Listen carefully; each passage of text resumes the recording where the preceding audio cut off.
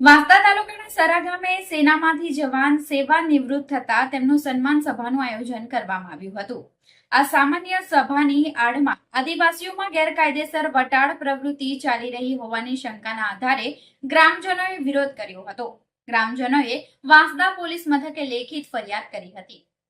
વાંસદા તાલુકાના સરા ગામમાં વટાળ પ્રવૃત્તિઓ ચાલી રહી હોવાની શંકાના આધારે ગ્રામજનો દ્વારા લેખિત અરજી વાંસદા પોલીસ મથક ખાતે કરવામાં આવી હતી। આ અરજીમાં જણાવ્યા મુજબ સરા ગામે મંગળવારના રોજ સાંજે 6 થી 11 વાગ્યા દરમિયાન સેનામાંથી નિવૃત્ત થતા જવાનોનો સન્માન સમારોહ આયોજન કરવામાં આવ્યું હતું।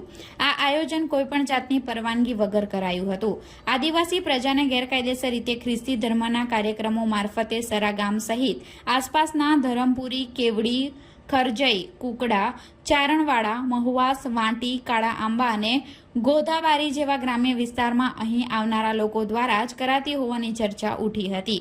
આદિવાસીઓમાં ગેરકાયદેસર વટાળ પ્રવૃત્તિ ચાલી રહી હોવાની જાણ થતાં જ સ્થળ પર ગ્રામજનો અને આયોજકો વચ્ચે બોલાચાલી થઈ હતી। વિરોધ કરવામાં આવ્યો હતો। આ વાતની જાણ વાંસદા પોલીસને થતાં પોલીસ ઘટના સ્થળે પહોંચી જઈ આયોજક અને પાસ્ટર સહિત અન્ય ઇસમોને પોલીસ મથક ખાતે લઈ આવી પૂછપરછ કરી હતી।